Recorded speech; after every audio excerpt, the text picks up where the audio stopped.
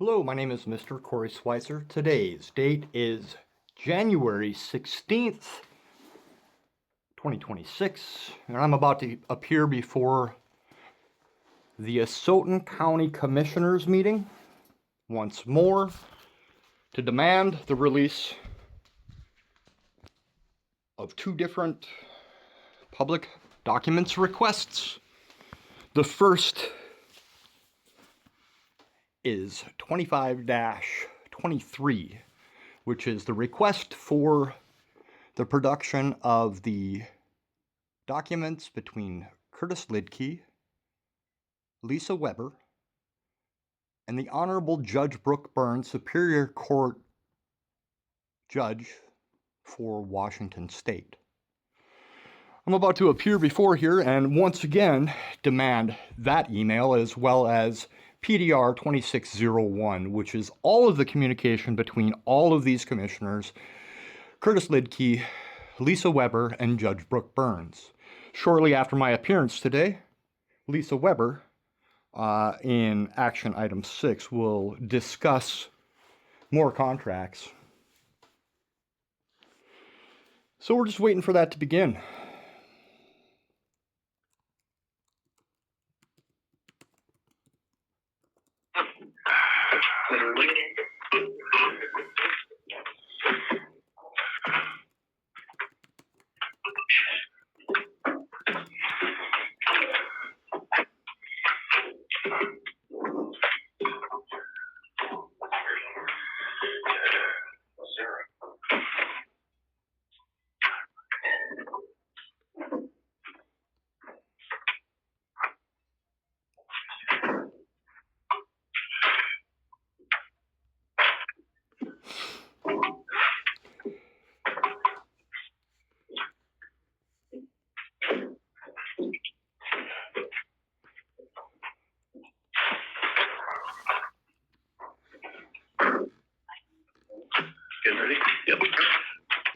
Good morning, everyone. It's 9 o'clock. Welcome to our Asotin County Board of Commissioners meeting for January 26th of 2026. If you can rise, please pledge allegiance to our flag. I pledge allegiance to the flag of the United States of America and to the republic for which it stands, one nation under God, indivisible, with liberty and justice for all. Again, thanks for attending today. Need to add, after Tuesday morning, our executive session, we're going to add a work session. And we'll start right after that executive session on Tuesday morning. Okay? Guys got that down there? Okay. Agenda item number 3. Okay, Mr. Chair, I make a motion to approve the minutes of January 20th, 2026 regular meeting of the Asotin County Board of Commissioners. I'll second that motion. Okay. Any more comments, questions, etc.? Okay, all those in favor of approval of the minutes of the January 20th, 2026 meeting, please signify by stating aye. Aye. Passes unanimous. We'll sign quick.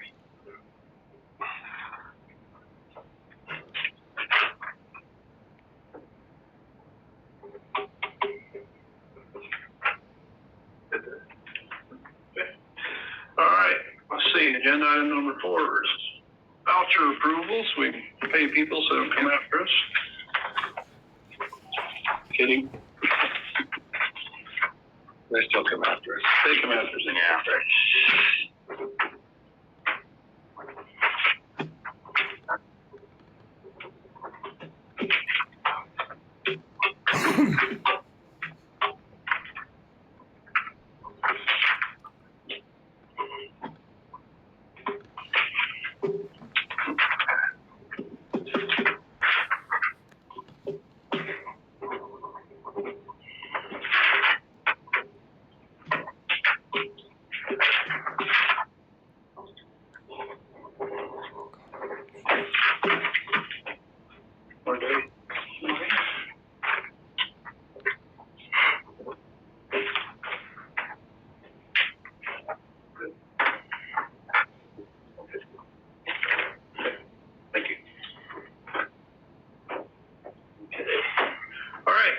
then item number 5 is our open to public. We'd appreciate it if you give us your name and address, and we do limit our public comment to 3 minutes. So anybody in the public would like to comment and give us your opinion, etc. You can go ahead and just raise your hand or tell us, or hey, yes sir. We're waiting for knee surgery number 3. Oh. Ron Lance, 1725 Osborne Drive. Couple of things. Just being a concerned citizen, retiree, nobody, basically. But I'd like to be part of the checks and balance that our country was founded on. And first off, you guys, thanks for standing up, running as a candidate, getting voted in, doing this awesome job. It's important to do stuff like this.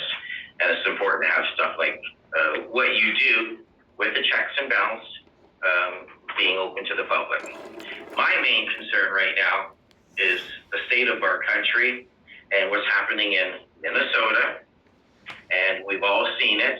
But I'd like to go back just a wee bit to January 6th of 2021. And as I was sitting there watching TV with my coffee and what was going on with Capitol, and, the police restraint was beyond what I would have done when I did my 2 tours of duty overseas. For the simple sake, they were doing a very difficult job as police officers, law enforcement, trying to de-escalate the situation, especially when you're faced with, I don't know what there was, 2,000, 3,000 people there. That to me was a riot. And anybody who says it was not a riot, it was not an attempt to take over the government of the United States, is lying, plain and simple. We've all seen it with our own 2 eyes. There is no alternative facts. What's going on in Minnesota, de-escalation is what the police officers are supposed to do. If John were here, I don't see John. No. If John were here, I would give him the compliment to his face once again that he and his department have done a fantastic job over the years that I've known him and that I've been here since 99. I witnessed firsthand how his deputies de-escalated a situation. Fantastic job. That's what they're supposed to do. That's why they live in our community. That's why when we see them in the stores over here at Nom Nom, buy them a coffee every once in a while, shoot the breeze with them, just like I hope people shoot the breeze with you all out in town as well. And I don't know where the clock is for 3 minutes because I probably We've got it set. Okay. I'll tell you. But I just want to mention that what's going on in Minnesota is the decaying and the running amok of our American system and our government. Police officers, law enforcement officers, this qualified immunity has got to go out the window because they have to be held accountable, just like you all and myself are held accountable as well for everything that we do. When you have somebody on the ground with 3 officers who are weighing 250 pounds plus on top of them, and you're still spraying them with riot spray in their face, I mean, come on, that's torture. I've been sprayed 3 or 4 times in training. It sucks. But to have it done while you have 3 guys on top of you, and then another one draws their weapon, unacceptable. And I hope you all stand up for that as well, especially for the veterans up there. Yes. Thank you. Hey. Oh, thanks for giving it time. Good. Yep. Anytime. Excuse me? Move on to our schedule today. Yep. Yeah, we have a public hearing at 9:15. Well, we can always jump around a little bit. I do have a hand raised. We got a public hearing at 9:15. What do you suggest, Madam Clerk of the Board? Should we do some more? We have another opportunity for open to the public. Yep, and you we'll do can it always later. bring it back if you need to. And I think I'm gonna have to do that. I think these people there were gonna get up, but. Okay, well, I know we got one raised on mine too, but we've got public hearings, we need a couple of those, and we have to start, we have 3 public hearings today. So I will, hopefully people can wait till our second public open to the public, which that is agenda item number 14. So for right now, I'm going to just hold off on public comment. Lisa Weber, are you here? We're going to try to pound through two or three of these, but we have to start our public hearings on time. Okay. So, sorry, everyone. If you're going to comment this first one, we're going to have to wait. Make sure your mic's on when you please. Hello. Good morning. So we filled the victim coordinator position internally, and that leaves the victim advocate position open. While we acknowledge that funding for the victim advocate position is dwindling, in fact, if we do a full-time job this year, we will exhaust all of our funding. What we want to do is ask for permission to fill the advocacy position, but we're going to kind of take our time in hiring. It's not going to be something, we do right away because we want to see how the funding. Kurt says that there's some stuff coming down from legislature for victim funds he has hope for. So we kind of want to see how that plays out. So we don't want to close this position. We want to ask for a temporary hire for this position at 17 hours a week to at least keep up district court victim notification and work, which is very important. And, by the law, we need to keep the victims informed. So that's kind of what we want to do. We don't want to hire, we want to ask for the position to hire, but we acknowledge we're being very mindful of the funding. So we're not going to just jump in and hire somebody full-time right away, but we do have somebody willing to work 17 hours a week to at least get us by until we see what potentially could be happening with the funds this summer, the spring, June. That's what we want to do. And I think we have at least the budget authority this year. And if we exhaust it all, we exhaust it all. That's our thing. And then that would be different for next year. But that's what we want to do at this time. Okay, so the motion you want us to bring forward is you want to hire a victim, what was that? Part-time? Temporary, 17 hours a week. Okay. Just to hold that position, and we'll reassess. Mr. Chair, make a motion to authorize Lisa Weber, the office manager, to hire a temporary office or a witness advocate position at 17 and a half hours a week. I'll second that motion. Okay, any more comment, questions? Just a reminder that that's only for 6 months. Okay. Okay. Thank you. All right. Okay, all in favor of approving the motion that was made for temporary positions, please signify by stating aye. Aye. Aye. Passes. Okay, Thank you. but you worked it out with Yep, I'll be in touch with HR. acting HR right now. Okay. All right, agenda item number 7. Just be cognizant of our time. We've got 9:10 right now, so we've got resolution 2602. Lori's going to put that on our financial analyst, acting clerk. You would present that, Gloria? Turn your mic on. Resolution 2602. I am presenting a resolution to adopt the business indirect cost rate, and I will read that resolution now. Okay. Whereas Sutton County received federal grant dollars, and whereas according to the United States Office of Management and Budget, Second Code of Federal Regulations, FCR 200, Part E, cost principles 200.414, indirect cost requires recipients of federal funds to adopt an indirect cost rate, and whereas the Office of Management and Budget, OMB, updated the de minimis rate threshold to 15% of the modified total direct cost, MTDC, and whereas Sutton County does not have a negotiated indirect cost rate agreement, now therefore be it resolved that the Sutton County Board of Commissioners adopts an indirect cost rate for Sutton County at 15% de minimis allowed by OMB for federal grant reimbursement effective January 1, 2026. Chuck, Okay. Chair, I make a motion to approve resolution 26.02, adopting de minimis indirect cost rates. I'll second that motion.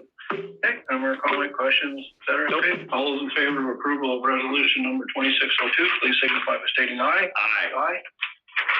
I Motion did passes get a copy of unanimous. that. Signature by all 3 of us.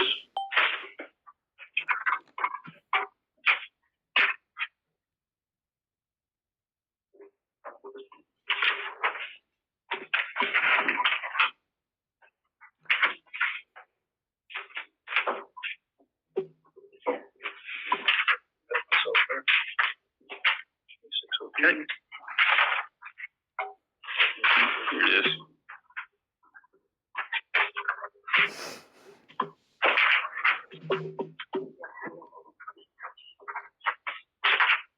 One more.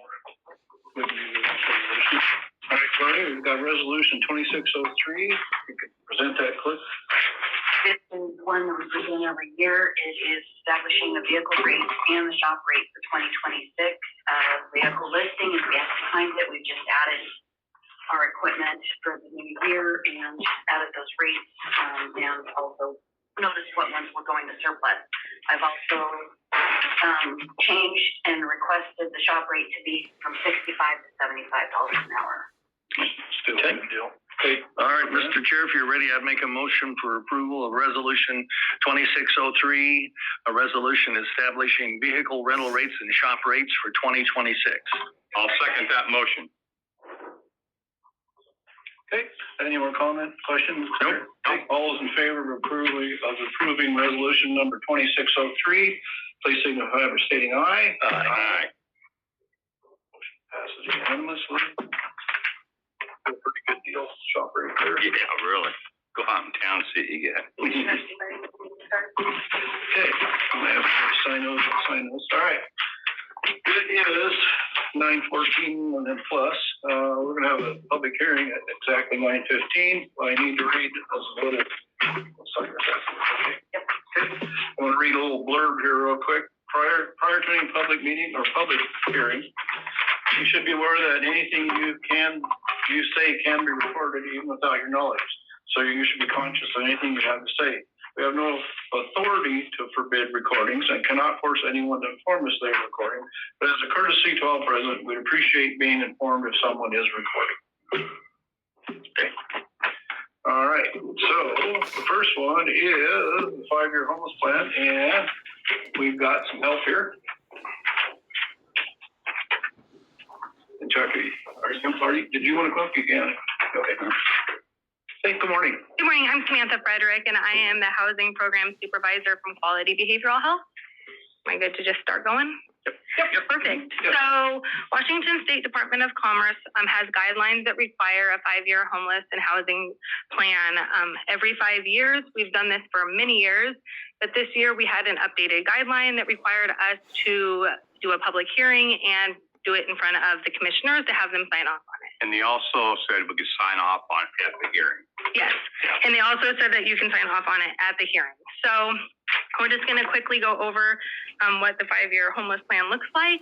We've been working on it for the last year. The Housing Task Force has been meeting monthly, and we work through the plan objective by objective. This includes an array of people who, community members, people with lived experience, and then other organizations. So the Department of Commerce identifies the 5 required objectives, and then we do our plan off of those objectives. For 2025 to 2030, the homeless plan guidelines are requiring us to do the 5 objectives, which are promote an equitable and accountable and transparent homeless crisis response system, strengthen the homeless provider workforce, prevent episodes of homelessness whenever possible, prioritize the assistance based on the greatest barrier to housing stability and the greatest risk of harm, and seek to house everyone in a stable setting that meets their needs. So besides these 5 objectives, the plan must also be an overview of the county, have current conditions of homelessness for the county, housing services available, estimates of service levels, a survey of funding sources, and estimates of permanent and emergency housing. These funding sources are not funding sources necessarily through taxes. These are things like the Consolidated Homeless Grant. The only thing that is a local level is the funds the Department of Commerce gives the county for their local document recording fees. So this plan, the biggest kind of things that we talk about in this plan are what our local services are, how much we served in 24 and 23, how much money we received within those 2 years. And then it talks about the need for emergency housing, In 2021, the 1220 bill was updated and says that we need to plan and accommodate for affordable housing in all economic segments. They've developed a tool, Department of Commerce developed a tool to find out how much new housing is needed in every county. For Asotin County, they found that they need to be a total of 1,378 new housing new housing units for medium population growth by 2046. Of these, 211 of them need to be non-permanent supportive housing for people between 0 and 30 area median income levels. It also found that there needs to be 35 new emergency housing or shelter beds in Asotin County. For the plan, the Washington State the Asotin County Housing Task Force found for promoting an equitable, accountable, and transparent homeless crisis response system that they are going to address systematic inequities and work with organizations who have built trust within marginalized communities, utilize coordinated entry systems, and use coordinated entry to connect individuals quickly to available housing interventions, and prioritize housing-based solutions quickly connect individuals to stable housing. And in this plan, there is all of our action steps. I did put copies of the plan out front if anyone would like to look through all of those. Objective 2 is strengthen the homeless service provider workforce, and this is to support frontline workers, providing adequate training, support, and resources for staff, and incorporate lived experience. Objective 3 is prevent episodes of homelessness whenever possible. We're going to be looking at increasing housing retention for those exiting to permanent housing for homeless prevention, strengthen early intervention systems to prevent housing loss, monitor returns to homelessness for homeless prevention and identify system improvements, and reduce returns to homelessness after exit to permanent housing.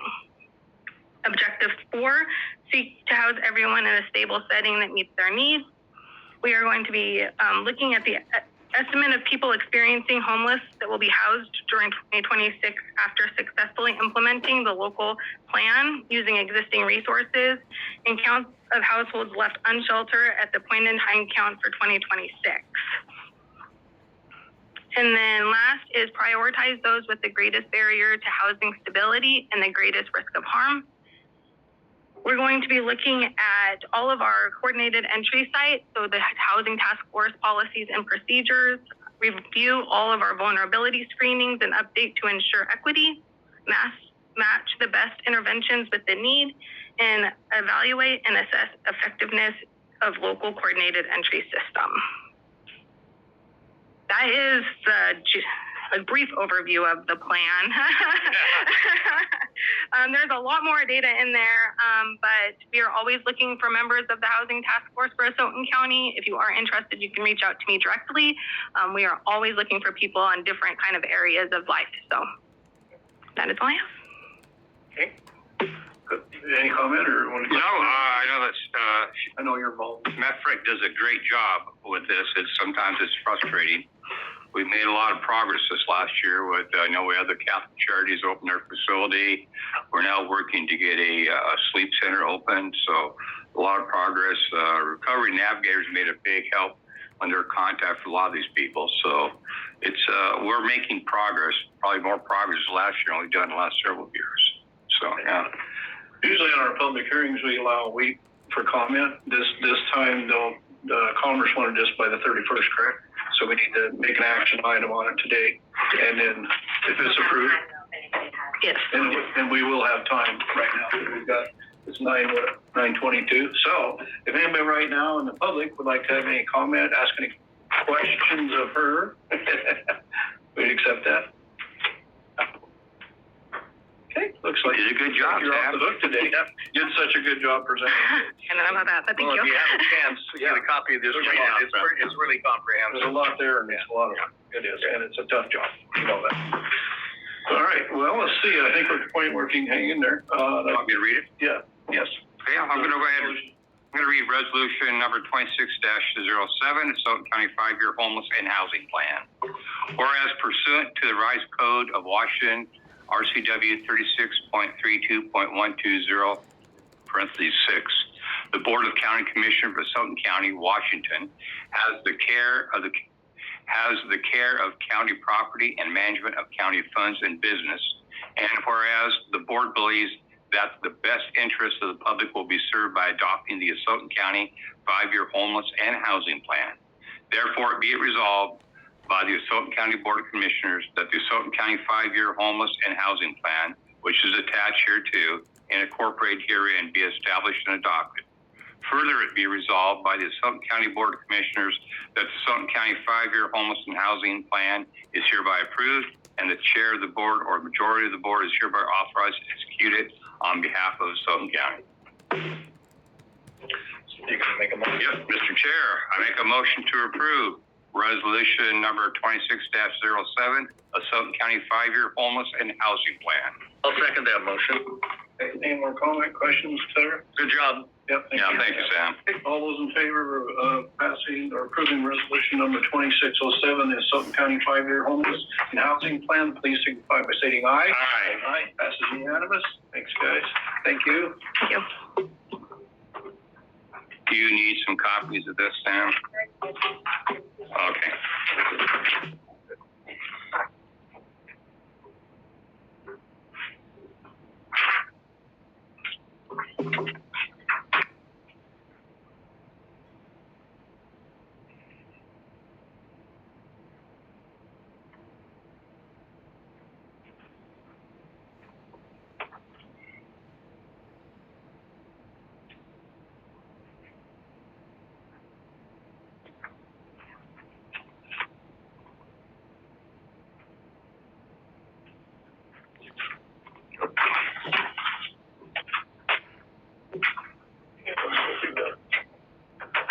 Put them all in.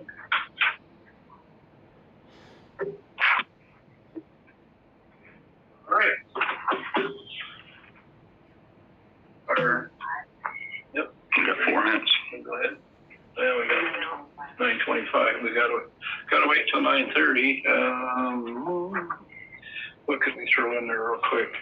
Well, Chuck, why don't you give one committee report if you got anything real fast? How's that? And then we'll come back down to that. Yeah, okay. You got Martin Hall facility, that's where we do have our juvenile detention system up in Medical Lake. We met, basically, it was a short meeting where some of them were over and calling from Olympia, so it made it a short meeting. We only had 8 in as of last Thursday. The average for the month is 12.65 beds per day. We've had a couple of visits from L&I, a couple minor things, eye wash, and a couple of things which have been fixed. The nice thing is, though, Franklin County has now signed all the contracts. We're now working them in with the ESD, the school there, to get that set up. So that it's nice because we lost Grant County about 3 years ago. So they are now on board with us. So other than that, it was a short meeting. Like I say, a lot of people were over in Olympia. There is one House Bill 2389 that we're watching closely. There's no direct impact on Martin Hall yet. This has to do with when youth under 18 are charged. It used to be the judge would have the authority to say, put them out on supervised, community supervised or not. Well, now it's automatic unless the judge decides he shouldn't be out in the community. So it's kind of reversal, but we're watching that closely. We have a good group doing that. So that's it. Is Grant County still paying? No. When they withdrew, that was it. No, because Spokane's still paying and they withdrew. No, Spokane is they pay their member. Okay. Yeah. It was about 4 years ago. Yeah. They came in. Anybody got a 2-minute committee meeting they could go through? Sure. We gotta start this. You want to continue, Chuck? No, fine. Okay, we had a SWEDA meeting on Tuesday. Nothing momentous there, but we did have our legislative call-in that was co-sponsored by SWEDA and the chair and the Chamber of Commerce on Thursday morning. We had a really good turnout. All 3 legislators appeared online for a half hour, and we had about 20-some people in the room asking questions, and some online, like our chief. I didn't have anything to say positive The acoustics in that room are horrible, and listening to individual legislators is fine because they're Yeah. individualized, but anybody else speaking in the room at one time is wah kind of meeting. So, Well, thank you for that critique. yep, that's all I had to say. This is Chris Pemp, our CEO, just in case some things didn't know out there. Yeah. Thursday we did have a WASAC broadband. We're still Washington, even though we were the first state to get our preliminary plans for broadband projects, internet for all, quote. We are down to one of the final two states not yet approved. There are 3 tribal projects which are not meeting federal compliance, so the whole state is waiting for those to get resolved. Isn't that interesting? We were the first state to have a preliminary plan, and we're going to be one of the last 2 states to get it approved because And what were you saying, holding up, trying to what? there's 3 tribal projects that are not complying with federal guidelines. What's we done? What's that? Nothing else. All right, we got, well, it's 9:28, somebody's got a minute one, mine are going a little longer than I think. It's 9:29 now? Okay, we're close enough then, all right, again, we're up to our second public hearing. This one, we will accept comment through, what is it, Friday, January 30th till 12, correct? And we'll state this at the end again. Okay, Josh, I think you're up here. Again, I have to read this real quick prior to any public hearing, or public meeting or public hearing. You should be aware that anything you say can be recorded, even without your knowledge, so you should be conscious of anything you say you have to say. We have no authority to forbid recordings and cannot force anyone to inform us that they are recording. But as a courtesy to all present, we'd appreciate being informed if someone is recording. I think we're ready. 9:29 and 52. That's close enough. 7 seconds early. All right. Good morning.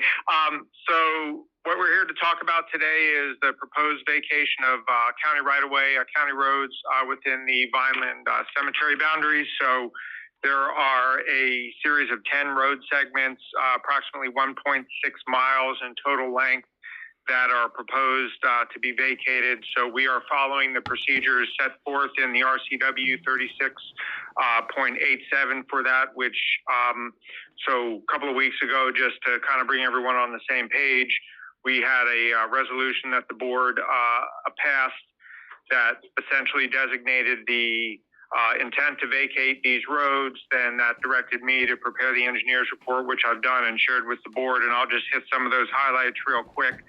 So really the primary criteria for vacating a county road is after, the engineer will make a recommendation to the board, essentially determining whether there is a continued public benefit. The RCW uses the term useless. The roads are not useless, but if they serve no public benefits. So what I've done is assess the roads. And so we've done a little bit of maintenance over the past couple of years. Most recently in our annual chip seal season, we did do part of that section of Vineland Drive, because we had done the whole length of Vineland Drive from Elm. Really the rest of the roads have not done much maintenance other than just periodic pothole filling on an as needed basis. But these roads are all approximately 12 feet wide, which is basically the length of the right of way. And really other than the cemetery and the one private residence, there really is no continued public use or public benefit to keeping these in the county road system. A number of years ago, which has been a point of contention, there were gates installed on the cemetery based on their operating hours, which again further restrict access. So that coupled with really just the limited traffic, really only to those that are using the cemetery. There's no through routes, again, other than one private residence that's up on the, the northwest corner of the lot. Really, no, my recommendation to the board is that, again, subject to any public comment, is that we do vacate these county roads. So with that, we'll take any questions. All right, well, we will accept comment through Friday, again, like I said. But you're okay to take any comment or questions right now? If there's any that I can answer right now, otherwise happy to respond to any public comment. I just want to make a comment. Back in February at a board meeting, in an open meeting, we discussed the concern was the one resident who has his house there on the northwest corner. He has the combination to the gate. We had EMS here, the sheriff, everybody here. Everyone's comfortable with it. It's been working really good. So it just does not impact him. So just make sure people understand that. Correct. And to be clear, also, if this is approved, again, subject to any additional comments, the plan would be for next meeting to bring forward a resolution and the quit claim deed. So then that would be the official action by the board to take it off the county's records, and then those roads would transfer to the cemetery district. So they'll be responsible for maintenance and any sort of snow removal, anything like that at their expense. They'll also be responsible for the additional stormwater fees because of the increased impervious surface with the additional roads, the 1.6 miles of roads. So, and they're aware of that. Yep. I guess my only comment or question was on this was, should this been done up front when the land was deeded over? I mean, opinion, that was my opinion. How's that? What's your opinion? My opinion is yes, but obviously none of us were around then. Correct. So I think it's just kind of bookkeeping here, really, in my mind, to clear things up. All right. Done down. Okay. Liam, any public comment? Yeah, sir. If you want to stand up, give us your name and address if you'd like. And here comes the mic if you want it, or if you're real loud, we're good at that too. My name's Shane Sheets. I've been with the cemetery district for 15 years. My only concern is the stormwater fees. Is that going to get worked out with us, or is that just going to fall on the cemetery stands wholeheartedly? Because it's going to put us roughly, we pay $175 a year now for that. It's put us about $2,700 if that happens. So that comes out of our budget. Again, the upkeep of the road comes out of our budget. So is anybody going to work with the cemetery district on that when that comes out?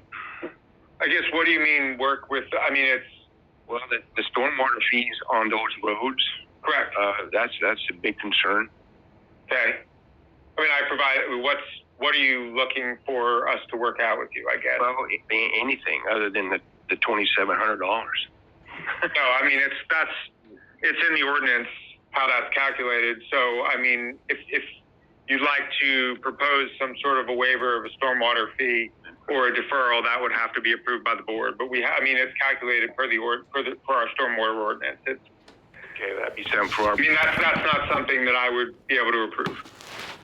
So that can be talked about at a different time than with our board. We have to have a meeting with our board. I haven't even talked about this yet. I did. I provided that information to one of your commissioners who was here a couple of weeks ago. I realize that. And I didn't get any. They don't meet till tomorrow, so that's just a concern they have. Okay. So, and then the maintenance of the road, then that will fall on the cemetery's budget also for everything. Okay. I guess my comment is that they can submit a waiver maybe and we can review it, but the ordinance is pretty clear. Right, exactly. I mean, it's just I'm sorry. So give us something, maybe. I don't think they can do much. So. During this whole discussion, it's always been the intent of the commissioners that if the cemetery board takes over the roads, it's your responsibility. All fees, cleaning, maintenance, and everything else. Doesn't mean you can't apply for a waiver or a discount or something, but that's not the intent. Okay. One more time again, why after 15 years are we getting the roads and this something? Do you want to answer that? I mean, quite frankly, this is something that should have been done initially, and it wasn't. I mean, this is Bookkeeping. I mean, at the end of the day, the decision comes down to, is there a continued, the RCW is very clear on if there is no continued public use or public benefit for a road or any road, then, we would pursue vacating it, because right now the taxpayer is footing the bill for these roads, and the taxpayer is footing the bill for the stormwater. And if it's really only benefiting essentially a private entity and not the general public, and I know the cemetery district is then there's no reason to continue that. If that makes sense. Okay. So I mean, this is quite frankly, and I think Commissioner Shin, I think you asked the question: should this have been done whenever 15 years ago when that plot was deeded over to the cemetery district? And the answer is yes. And I can't answer why it wasn't. I mean, I've only been with the county for, I can't tell you why it didn't happen 15 years ago. All we can do is move forward. So hopefully that makes sense. I'm not trying to be heartless. We're just trying to, my job is to look out for the overall public benefit and, for the county road system. And this is not something, these roads are not, they don't benefit the general public. They benefit the cemetery district, really.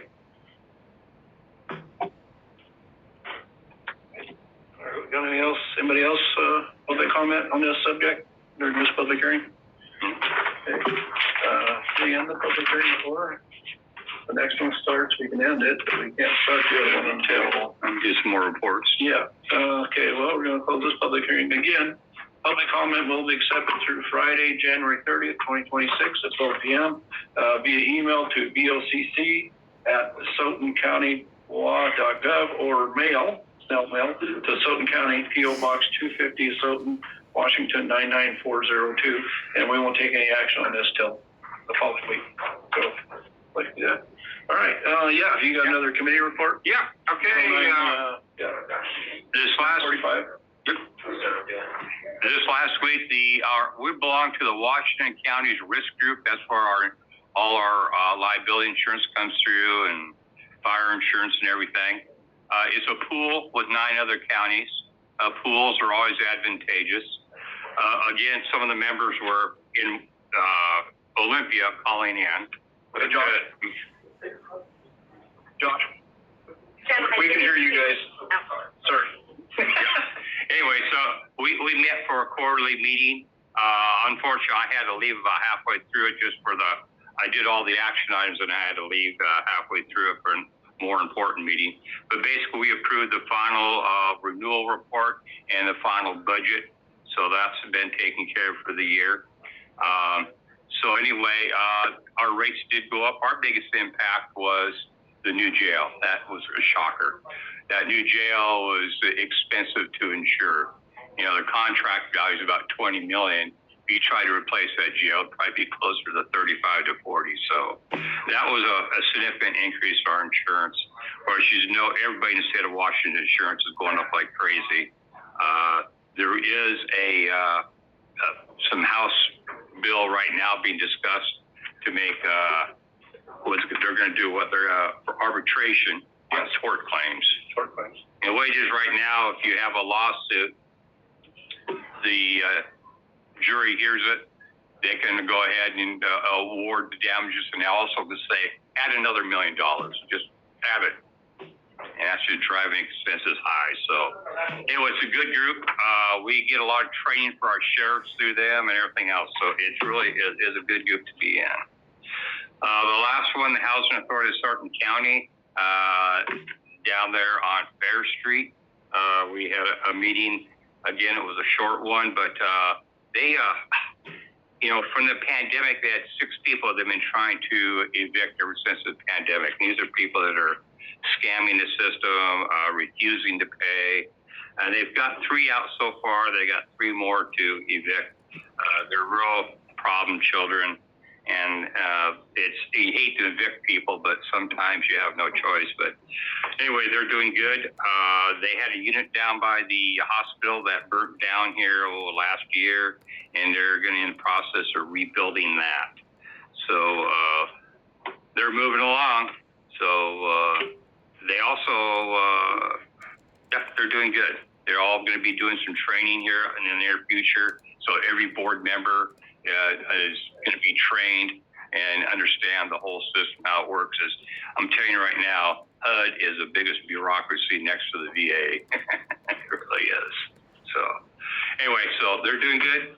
They have a lot of units and a lot of people are using them. All right. Let's see, what do we got? 9:42. We got a couple minutes, I suppose. I had a WITCOM meeting, but Nick, I'm going to give you 2 minutes. I was unable to attend because I was at the LSC meeting, and I'll do that after this. If you can give me a quick update on the WITCOM meeting, I appreciate it. Nick's our alternate on the board. Certainly. Good morning, Commissioners. So WITCOM regular board meeting was last week. Not a lot of substance on the agenda. Some big things to note is they are continuing to move forward with the artificial intelligence for non-emergency call handling. They're still working and having some meetings and developing how they're going to move forward with that. It does look like it's going to be a very good program that's going to alleviate the burden on the human call takers who are also the dispatchers. This system is going to have a lot of redundancies to be able to handle multiple calls at the same time. It is a very, very high threshold for detecting, or should say, I guess, low threshold for detecting if the caller is getting frustrated or needs to talk to a human, and it will shunt them to an actual person. And there will be, they call it a backdoor phone number, so that emergency responders that need to talk to a dispatcher about non-emergency stuff will still be able to call directly into the dispatch center without having to go through the AI program. They closed out the 2025 fiscal year. There is a pretty healthy carry forward from 2025 into 2026. However, with the draft budget for 2027, they still are anticipating taking almost $600,000 out of reserves in 2027. So, can I have you finish that when I need to start? Yes. Get ready for the public hearing. Are you sure on that? Okay, I appreciate it. So on that there. All right. This morning we have our third public hearing, and this is the noxious weed program. Again, before any public hearing, I need to read a little blurb. The blurb will be: you should be aware that anything you say can be recorded even without your knowledge, so you should be conscious of anything you have to say. We have no authority to forbid recordings and cannot force anyone to inform us if they are recording. But as a courtesy to all present, we'd appreciate being informed if someone is recording. All right, so we have. My name is Cody. I'm Cody White. I'm the noxious weed coordinator for Asotin County. Every year, the county adopts the county noxious weed board adopts the state noxious weed list. The state adopted their list in December, with a few additions in Class A. The weed list is organized by Class A, Class B, and Class C. Class A's are species that are not yet established and they're new invaders. The new listed ones are Delta Arrowleaf Delta Arrowhead, Palmer Amaranth, Sunflower Broomrape, and Water Hemp. There were a couple additions to the Class C's as well. Class C's are species that are already well established throughout the state and multiple counties, but the counties can require control for Class B or Class C if they are designated at the county level. Those new additions were black locust and Norway maple. And the county weed board will adopt the list next Tuesday, February 3rd at 1 p.m. Public comment will be accepted through January 30th on any of these additions or the adoption itself. And we encourage all public to come to our meetings. Question. Yes. A couple years ago, we had an issue where we were going through this, which we do every year, that there are sometimes people who do landscape and they find a really pretty something online and they order it and they plant it and it turns out it's on the list here. Yeah. Do the landscapers, do they have a copy of this list? Or They do, yes. And we've actually implemented some direct outreach approaches this year to work directly with nurseries and landscaping companies. We've put together some outreach packets, and really probably about 50% of the noxious weed list were once ornamental species that are escaped. So it's a pretty big deal. Yeah. But yeah, there's quite a few, and we try to work directly with the landscaping companies. I had some of mine last time I bought a different house. Beautiful one. Yeah. There's lots of Ravenna grass, and that stuff's pretty nasty. But yes. Well, I sit on the Noctis Weed Board, and it's just eye opening, to be honest with you.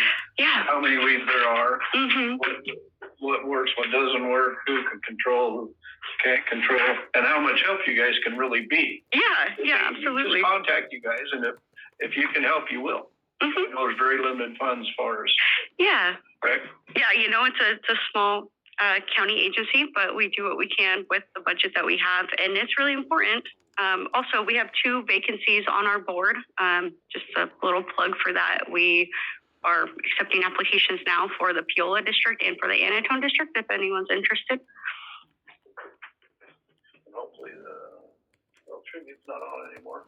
It'd be nice if they got in the paper, but we'll have to put that on our list, I think, right? Down here at the bottom. We'll have to add that. That would be great. Yeah, we always do it on our agenda, what's open on there. So, thank you guys. And gentlemen, got any more questions? No, it's a good organization, thorough. Yeah. And we have time now. I mean, we'll accept comment. Anyone in the audience, online, anybody got any questions for you? Comment? Money? Yeah. I accept donations. Evil. Thank you. Well, thank you very much. Again, I'm going to read a public comment will be accepted through Friday, January 30th, 2026 at 12 p.m. via email to doc@asotincountywa.gov or mail to Asotin County P.O. Box 250, Asotin, Washington 99402. Okay? And then we'll work on that for next week. All right, where are we here? Let's see, we ended that at whatever time it was. Okay. Public hearing ended. All right, let's go ahead and just jump. What's that? Go ahead next. You ready? Oh. Yeah. Next, we've got Chris Kemp, our CEO / The shy one. in HR. Burglary or. Listen, I don't need any additional things listed, but gentlemen, I have a list of things I think I'm going to present just to be helpful this morning for lots of different folks. So the first is the CTEL addendum number 3 to the inmate telephone agreement. It's the commissary addendum, and so this is the company that we use that allows our inmates for use of phones, as well as there's some tablets and newer things that are available within the jail. Again, this is inmates paying for this service, and then the company, of course, has their percentage. And this is for, again, CTEL, which we are currently using. This is just an addendum to their existing contract. And so if I could get the chairman's signature, I believe would be fine on this contract. Mr. Chair? Yep. I would make a motion for approval by the board and signature by the chair of addendum number 3 to the inmate telephone agreement and CBL commissary addendum extension. I'll second that motion. Okay, any more comments, questions, whatever? Okay, all those in favor of approval of CTEL addendum number 3, the inmate telephone agreement and CBL commissary addendum extension, please signify by stating aye. Aye. My signature only for this today.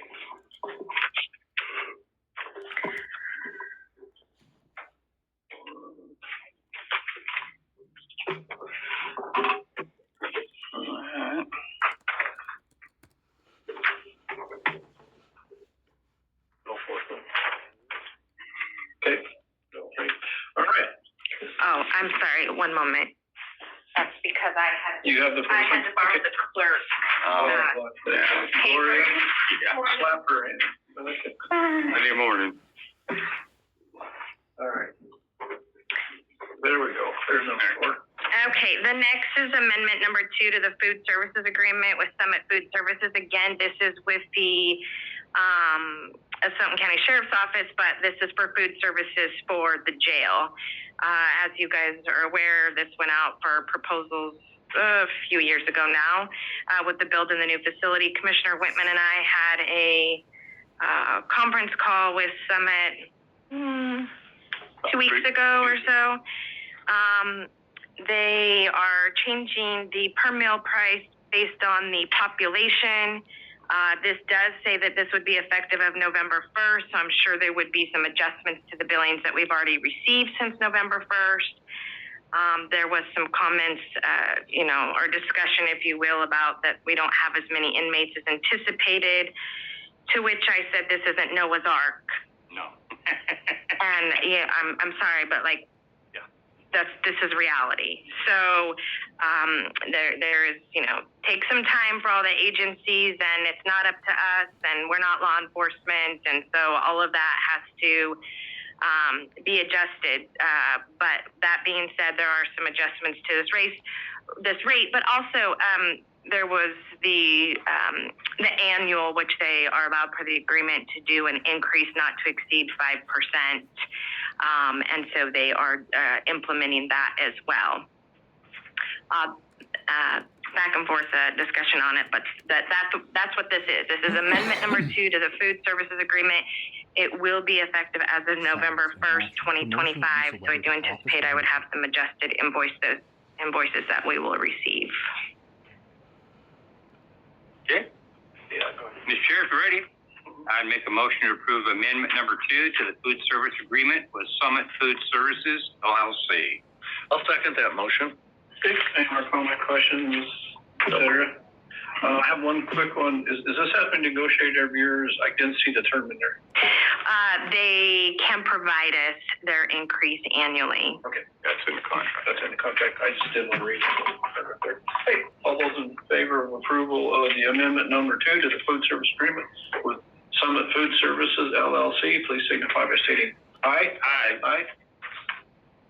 Passes unanimous. My signature again is acting sheriff for signature purposes today. Acting. No way heard that today.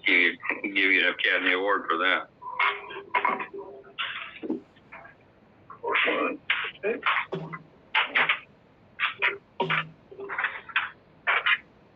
Go next. All right. Proceed. Are you presenting these in, Kristen? Yeah, I think I have all the miscellaneous items in front of me. Thank you. Resolution 2604 is a resolution memorializing the conditions for grant funding to the Hells Canyon Visitors Bureau doing business at Visit Lewis Clark Valley for tourism promotion. There is an advisory committee that meets. Applications are due every year. The advisory committee is recommending $150,000 to the Visit Lewis Clark Valley. This did also go before the Board of County Commissioners and is reviewed at budget time. So these numbers are set in our budget. This is just now finalizing the contracts for these funds first of the year. So the first one is for $150,000 with Visit Lewis Clark Valley. Mr. Chair, make a motion for board approval and all 3 signatures for Resolution 2604, memorializing the conditions for granting funding to Hells Canyon Visitor Bureau, DBA, Visit Lewis Clark Valley for tourism promotion. I'll second that motion. All right. Any more comment or discussion, Pete? No, just remind them where the money comes from, so Right. the public knows. I was going to say, I actually sit on the Right. Hotel motel lodging tank. But it was pretty lively discussion again this year, but all that was requested was awarded this year. Last year there was a little less awarded. The only discussion was that there is a reserve sitting there. We'll have to dip into that probably to meet all these. And there was a comment about what if there's an Emergency. what was I going to say? Advertising emergency. We will not have a tourism emergency in Asotin County. I didn't want to say it exactly like that, but that was it. So these are all approved. So that's where we're at there. All right. All those in favor of approval of resolution number 2604, please signify by stating aye. Aye. Aye. Just also a reminder for the public, the city of Clarkson gets funds as well. Yes. For lodging tax dollars. So they go through the same similar process for disseminating and working with folks who are requesting tourism funds. And Visit Lewis Clark Valley has been one of those for many years. And I don't know who else besides the Public Facility District, but they do their own process for tourism funds as well. Well, I think it's important to note that the money comes from sales tax, lodging tax paid by people who stay in the motels. Yeah. Supposedly Airbnbs or whatever those are. Yeah, supposedly. The ones that we know about. Correct. Yeah. Okay, the next one is Resolution 2605, a resolution memorializing the conditions for grant funding to Asotin County Public Facilities District, better known as the Asotin County Family Aquatic Center for Tourism Promotion for the year, and the amount for this one is $100,000. Yeah, sure, if you're ready. Yep. I would make a motion to approve Resolution 26-05, memorializing the conditions for granting funding to the Asotin County Public Facilities Districts, which is the Asotin County Family Aquatic Center for tourism promotion. I'll second that motion. All right, any more comment, questions? Nope. I would just comment that this is more money than they usually get. Some they haven't always applied for it, but at our suggestion, they have applied and received it. So this is more money going to the aquatic center. Well, we can't really suggest to anybody, just a reminder. No. But we have to approve whatever the committee. We still approve. It's open to everybody to Just apply. remind them of everybody. As long as you meet the criteria. Yep. Yes, sir. All right. Well, let's see. All those in favor of approving Resolution 2605, please signify by stating aye. Aye. Aye. Looks like it's unanimous on that one also. Let me get these signed up quick.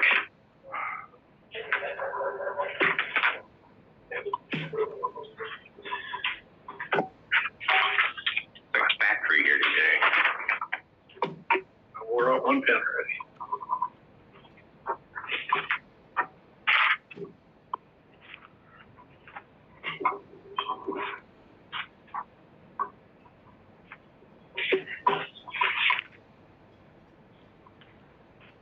All right, looks like we're good to go. If you can. The next one is 2606, Resolution 2606, a resolution memorializing the conditions for grant funding to Asotin County Fair for tourism promotion, and their request is $35,000 this year for Asotin County Fair. Okay. I'm ready. If you All right. go, Mr. Shinn. I will make a motion for board approval and the signature of Resolution 2606, a resolution memorializing the conditions for granting funding to Asotin County Fair for tourism promotion. I'll second that motion. All right, any more comments, questions, et cetera? I'll comment quick. This is, I sit on that board also. They also received a $250,000 cardboard bag grant, and all these monies that they're going to receive, hopefully, this one was requested, or they are going to replace the bleachers. The 250 and this 35 might be about 2/3 of what it's going to take. Hopefully they're trying to get some private people to help with that, or maybe sponsorships or something. So, or they'd like to do it all in one shot, but I don't know if that's what's going to happen. So, okay. All those in favor of approval of resolution number 2606, please signify by stating aye. Aye. Passes unanimous.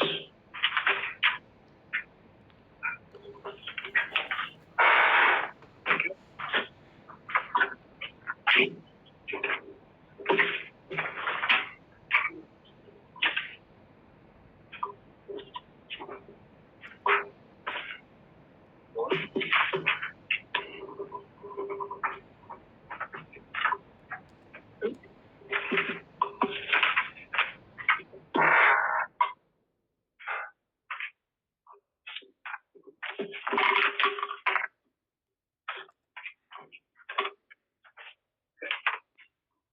All right, we're up for the Board of Equalization one. Chris Kemp's busy today. Thank you. Yes, John, this is a Board of Equalization Hearing Examiner Services for Professional Services with Mark Rudd for acting as the Board of Equalization Hearing Examiner, and shall not be extended for another 3 years. So it's going to be extended for 3 years to December 31st, 2028, with an increase per hearing rate from $100 per hour to $125 per hour. This is not actually an addendum. This should be an amendment, but it lays out the information that is needed and desired in here. But Again, Board of Equalization hearing examiner professional services with Mark Rudd for 3 years from $100 to $125 per hearing. Sheriff, you ready? Yep. Mr. Chair, I make a motion to approve the Board of Equalization Hearing Examiner Services Contract, Addendum B. Second. Okay. Any more comment or questions, et cetera? And just remind the public that we are the Board of Equalization because we have no volunteers. That's why we cannot specifically address taxes to the individual. Yeah. And then we pay Mr. Rudd to be the examiner for us. Yeah, I'm glad you mentioned that part. We can't discuss it because that is one of the big topics that always comes up to you in public. And all you can say is mine went up that much too. Yeah. Okay. All right. All those in favor of approval of the Board of Equalization Hearing Examiner Services Contract, Addendum B or Amendment B, please signify by stating aye. Aye. Unanimous again, and looks like our signatures for all three of us.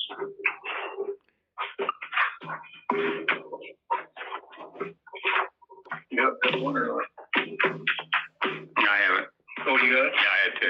You snuck up there. Yeah, she snuck up there, yeah.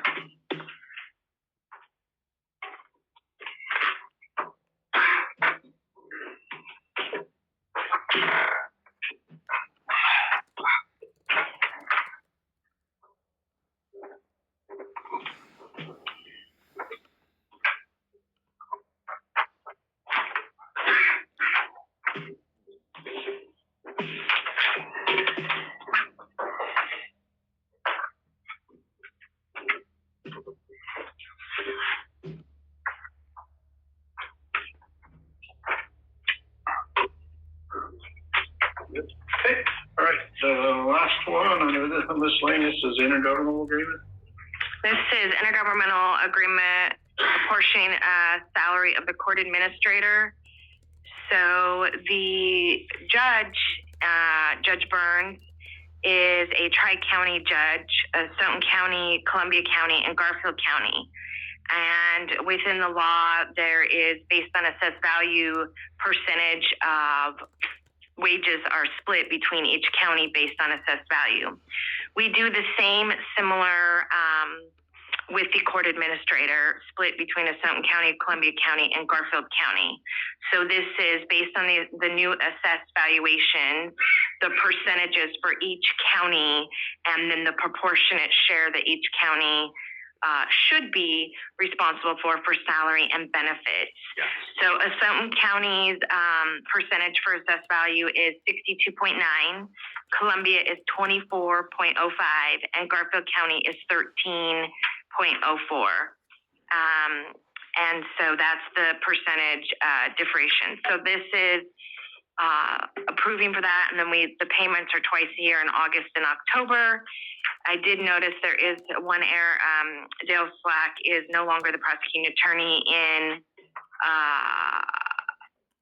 Columbia. It is actually Nick Ward.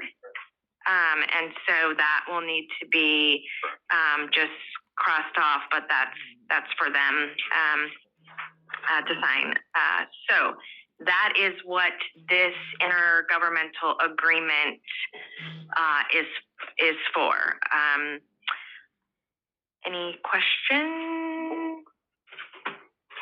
Okay, Mr. Chair, I make a motion for approval and signing of the intergovernmental agreement apportioning salary of the court administrator as submitted. I'll second that motion. Okay, and we're comment or questions? Nope. Okay, all those in favor of approval of the intergovernmental agreement apportioning salary of the court administrator, please signify by stating aye. Aye. Aye. Unanimous. My signature only.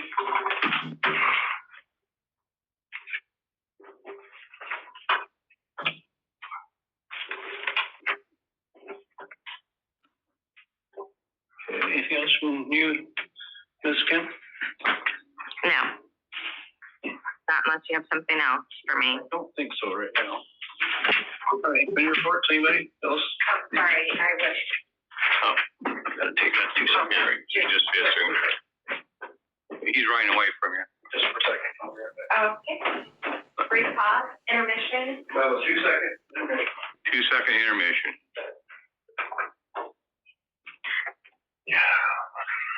No comments.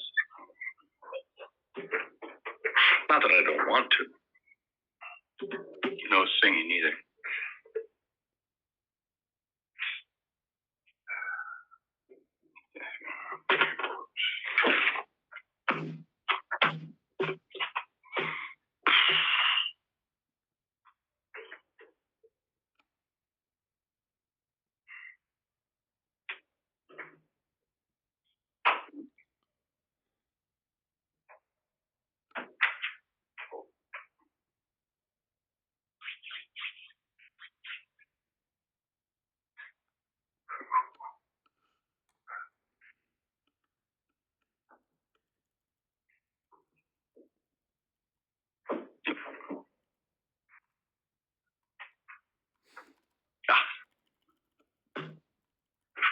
How you doing down there, Gloria? I'm doing good.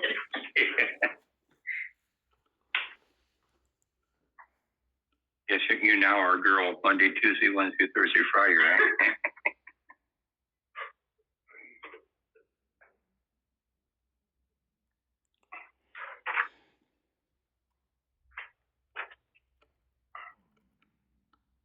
Here he comes.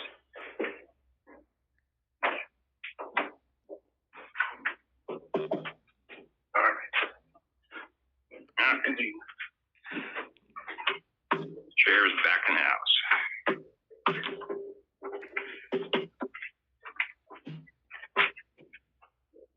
We're in paperwork this morning over here. All right, let's see. Agenda item number 13 is committee reports. Did you gentlemen finish? I'm done. You guys finished yours? All right. Nick, do you need to add anything to the WITCOM report? You're so good. I guess the only other thing I would add is they are going to, and may have by now already, determine a percentage of operating or a percentage of reserves that they're going to put into the investment pool. And so that process should start generating some investment revenue for them in 2026. And I'm sure they're going to apply that to lower our costs. Thank you. I was going to suggest that. We hope that we will request that as we go along with all that. Okay, committee reports. Thank you, Nick, for that. I had an LSC meeting last Thursday, 9 in the morning till 1. I sent you gentlemen the packets. You can read that all over. The biggest issue was the Indian Defense, House Bill 1592. It was supposed to go to a vote to proceed with that. The motion that was put forward was not to proceed with that, basically. The motion was we need to request appropriations for 2026 going forward, not have another bill. Go basically do a bunch of media, et cetera, to let them know that we need it now. That bill, if you read it, was like 30 or so. Well, it wasn't going to even start accruing anything until 28, was it? Yeah, at the earliest. Yeah. So, and then quite a few commissioners, I spoke on it too, we need the money now. We needed it 10 years ago. It's just, there's no reason to prolong this. Either get us some money or I did our conversations, we had OPD here, was it 3 years ago? Yep. Right? And after a 2-hour meeting, they said, sue us. I've mentioned that almost every LSC meeting. Every time this comes up, that's what they want, quit goofing around. I mean, we did try to sue. The Supreme Court said now supposedly we can't appeal that. So now we need to just push as hard as we can, go to the floor, et cetera. So any comment to any of our legislators, our three, this is number one priority. If you were at any of these LSC meetings, WASAT meetings, everything else, sure, needs to be done, needs to be acted on, but this is what affects the counties the most. If you could get even half of what you spend on our counties would be flush. Or not flush with money. We would be able to do all of the other programs appropriately. Right, and that's just that we just try and explain. We're one of the 11 states only. I think it's 9 now. 9 that don't fund. Yep. Fund it. There's some of them fund maybe half, a little bit. We're one of the few that's just 3%. Yeah, 3 to 4%. Yeah, so really that was the gist of that. That meeting, that part took a long time, and then LSC was supposed to be like half hour, 40 minutes. It was almost 2 hours of that discussion right there. I don't know if you guys saw the hot bill or the hot bucket list, whatever you call it. The big one on there is the tort claim one. Yeah. Where it needs to go to arbitration before somebody can sue any government entity, basically state, county, or city. So hopefully that gets passed through. Well, SB 6239. Do you think? What do they think? Are they optimistic? Yeah, they're optimistic. That wasn't even brought up. They didn't have time. I wrote it down on here just so I could comment on it. It's a big sport, real high level. They went over these zones we support, we don't support these zones we have concerns for. So I would hope that would go through. I mean, it would help the state too. Yeah. So that's a lot of time those will go through. Okay. All right, that's all I'm going to report on the LSC meeting. Right there, quick. All right, let's see. Where are we here? Okay, let's see. Committee reports. All right, second, they're open to public, and I want to apologize again. We couldn't have our first one. That's why we try to have two, just in case. Okay. Anybody in the audience who would like to give us a comment, etc.? We limit our public comments to 3 minutes, and if you would please state your name and address, we'd appreciate it. It's not a have to. So, all right, nobody in the audience. You got anybody online today? Looks like we got a hand up. Okay, can you promote? Again, a reminder, 3 minutes. Good morning. Chairman Whitman, Vice Chairman Subert, Commissioner Shin, and Lisa Weber acting as office manager. Like all of my previous appearances before this board, they are recorded and published to YouTube on my personal channel to highlight this board's collective obstruction of justice. Last week, I informed that this body has chosen secrecy over transparency and family protection over the law. Your response? Silence, inaction, and promotion of Lisa Weber to office manager and made responsible for the release of these records in which she's named legal representative of Judge Brooke Burns before the Washington State Supreme Court. This is a confirmation of every allegation I have made and validates the current subject of the Washington State Auditor's Office investigation. This board did not release the illegally and unlawfully withheld email between Burns, Lidke, and Weber. This board did not provide a lawful timeline for public records. Commissioner Shin has not and will not recuse himself from protecting his relative, Judge Burns, despite an undeniable conflict of interest. Your continued obstruction is no longer a violation of the Public Records Act. It is now a documented act in a coordinated, multi-state conspiracy to obstruct and retaliate against a whistleblower. Since I last stood here, the Idaho State Bar has been caught and admitted to an ex parte communication, which has also been published to YouTube, instructing the hearing committee to rush through a related ethics case. This proves the systematic corruption I am fighting extends across state lines and into the oversight bodies themselves. And here in Asotin County, you are the willing Washington branch of this conspiracy. You are using public funds in closed-door sessions to defend a judicial officer in her role in retaliating against protected speech that occurred in another state. You are not administering government. You are running a family-funded obstruction racket. So today my demand is singular and non-negotiable. Commissioner Shin, recuse yourself immediately from this dais, right now, before another word of county business is conducted. Your participation is a fraud upon the public and one of the cornerstones of the corrupt nexus I am presenting to federal authorities. Until you remove yourself, there can be no good faith discussion. Your presence is a living symbol of this conspiracy. Every second you remain validates the state and federal complaints I have filed, and I am currently filing for the conspiracy to deprive civil rights and obstruct justice under the color of law. Your choice is binary. You can remain seated and be named in a federal RICO complaint as a knowing participant, or you can stand and walk out and take the first step towards breaking this corrupt chain. The entire state, the entire world is now watching you. The federal referral is being drafted. Recuse yourself now. Do not speak. Do not vote. Leave. Therefore, my demand is absolute and immediate. Commissioner Shin, you will recuse yourself right now. You will not vote on any vouchers, on personnel, on anything until you remove yourself from all matters related to your family's corruption. Your continued presence invalidates every action this board takes today. It is a continuing violation of the public trust. I'm not asking, I'm documenting for the federal complaint being finalized, which will cite today's agenda as Exhibit A of a coordinated obstruction. step down, Commissioner Shin, or be named as one of the central figures in this racketeering and civil rights conspiracy I am submitting to the Department of Justice.